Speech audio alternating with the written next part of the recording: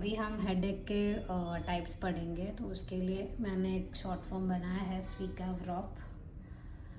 और उसके बाद हम एक्चुअली अगर इस ऑर्डर से जाते हैं ना, तो बेसिकली ये अच्छे से याद रहेगा। अगर इसमें कुछ छूट रहा है तो हमको इस पॉइंट्स में से कुछ ना कुछ मिल जाएगा, ठीक है। सो बेसिकली ये जो पॉइंट्स हैं, मैं पॉइंट्स के हिसाब से मैं आपको महत्व बताऊंगी क्या इम्पोर्टेंट है। सब एज इज़ वेरी इम्पोर्टेंट, क्योंकि 50 के जो नीचे होते हैं उसमें इन्फेक्शन और migraine it is very common. और 50 के ऊपर रहा तो हाइपरटेंशन, कोमॉर्बिडिटी या आप ज़्यादा देखते तो इसके लिए tumours and lesions are most important. That's why age is majorly same. Onset why it is important, क्योंकि कोई भी रेड फ्लैग को अगर हमको उठाना है तो it is very important to see consider for an onset. क्योंकि अगर सडन बोलता है तो समझ जाने का कि ये रेड फ्लैग में गिन रहा है। अगर ग्रेजुअली इंक्रीज हो रहा है, स्लोली मतलब धीरे धीरे इंक्रीज हो रहा है, that means it comes in gradually बोला लेकिन डल पेन है, that means it is a chronic की कंडीशन में, जो कि नॉर्मल है। लेकिन ग्रेजुअली बोल के एकदम से इंक्रीज होता जा रहा है और वर्स्ट भी होता जा रहा है, उसको हम सब एक्यूट में गिनती करेंगे, which is called as a tumours, ठीक है। फिर सेकेंडली हम देखते हैं कि पेन का पैटर्न कैसा है। दिल की धड़कन जैसे धड़कती है वैसे थ्रॉबिंग पेन होता है इसमें।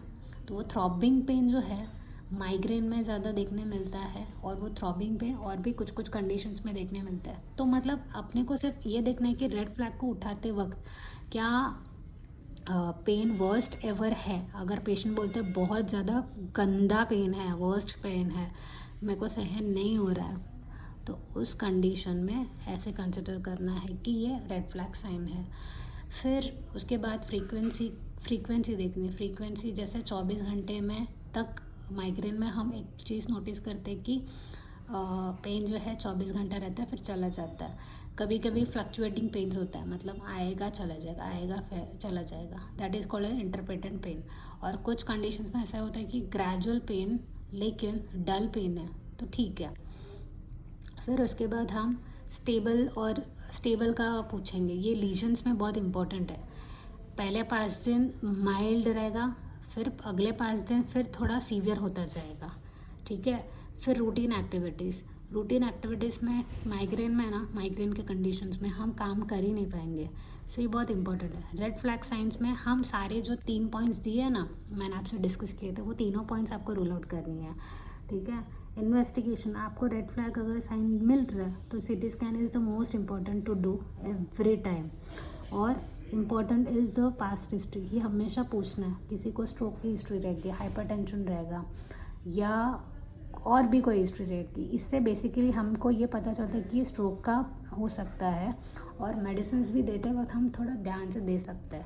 इसके बाद फैमिली हिस्ट्री और वाइटल्स, बहुत इंपॉर्टेंट है ये सब चीज़ें, ठीक है।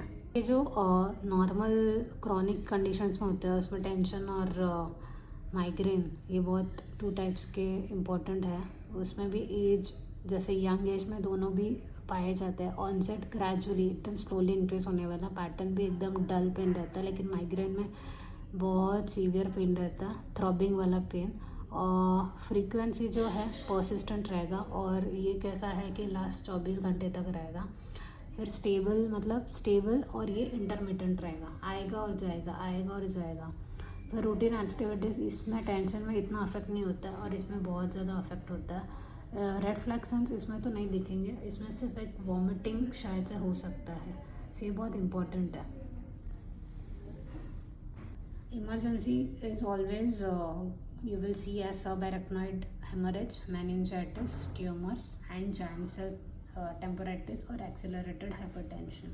तो इसके क्या क्या स्पेसिफिक हमको फाइंडिंग्स मिलेंगे वो हम देखेंगे।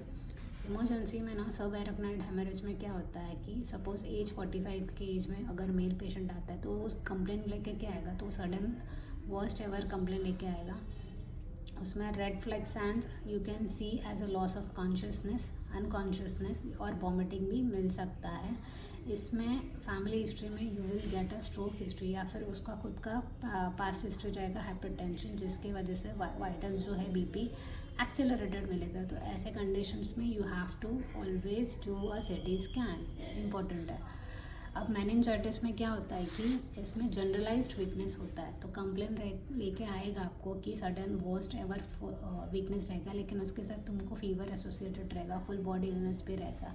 तो और जब वो बोलेगा कि नेक की स्टिफनेस है, तो always you should examine for neck stiffness plus vomiting. तो हमेशा सीटी स्कैन करना ज़रूरी है, ठीक है, बहुत इम्पॉर्टेंट है। And pulse you will see as a tachycardia. इसमें लंबार पंक्चर यूजुअली करते हैं, बट वो एक अलग डिटेल में जानकारी लेने की ज़रूरत है, ठीक है। ट्यूमर्स में यूजुअली ग्रेजुअली इंक्रीज होगा, जैसा कि मैंने आपको प्रीवियसली बोला था, और इंक्रीजेस डे बाय मंथ्स। इसमें एग्जामिनेशन में you will see as a weakness. ICP raised का मतलब है ब्लरिंग विजन, मॉर्निंग हेडेक, और स्ट्रेन करने पे भी हेडेक होता है। ये बहुत इंपॉर्टेंट पॉइंट है, ये हमेशा पेशेंट को पूछना है, आपको स्ट्रेन करने पे भी हेडेक होता है क्या? This is a science of ICP rest, ठीक है। Always you need to do a CT scan. Giant cell temporal arteritis में important is the scalp tenderness. आपको पूछना है कंघी करते वक्त आपको दर्द होता है क्या, जॉ पेन। जब शुरुआत अगर जॉ पेन से होती है ना, तो पहले रूल आउट करना है कि स्काल्प टेंडरनेस है कि नहीं, और ब्लरिंग विजन में कोई प्रॉब्लम है क्या, मोस्ट इम्पॉर्टेंट। तो सिटी स्कैन करनी है और कुछ रूटीन इन्वेस्टिगेशंस करने हैं। एक्सेलरेटेड हाइपरटेंशन में सडन ऑनसेट वर्स्ट एवर दिल धड़कने वाली जैसे पेन होती है, दैट इज़ अ थ्रॉम्बिंग पेन, गिडनेस, फिर वॉमिटिंग। सिटी स्कैन इसमें भी करना बहुत ज़रूरी है। Do not always treat to this kind of patients, always you should send it for hypertension, send it for the CT scan. अब माइग्रेन बहुत ज़रूरी है जानकारी के लिए। पाउंड ये एक बहुत बड़ा सिम्टम है।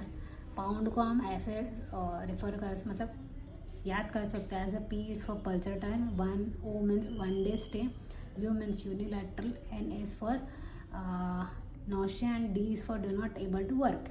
ये इम्पॉर्टेंट सिम्टम्स है, you should know. With aura मतलब विजुअल में कोई डिस्टर्बेंस है कि नहीं, और हैवी नॉइज से डिस्टर्बेंस है कि नहीं, ये सब चीज़ें बहुत इम्पॉर्टेंट है।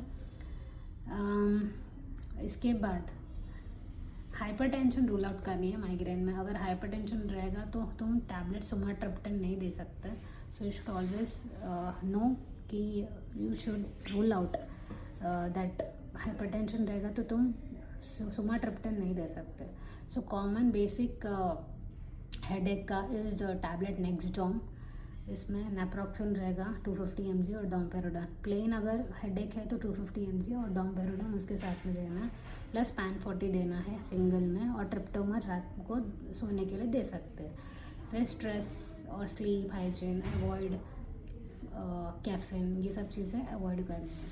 माइग्रेन में एक्यूट अटैक में you should always treat with naproxen, sumatriptan, ये एक्यूट अटैक में देना है। उसके साथ डोम्पेरोडॉन भी देना है क्योंकि एसिडिटी क्रिएट करेगा, पैन 40 भी देना है। और फिर नेक्स्ट डे से एज अ प्रोफाइलैक्सिस नेक्सडॉम 500 mg, जैसे प्रीवियस में 250 था तो इसमें 500 mg BD फॉर 7 days। उसके साथ माइग्रा बीटा करके आता है, इसमें प्रोपेनोलॉल और फ्लूनारिजिन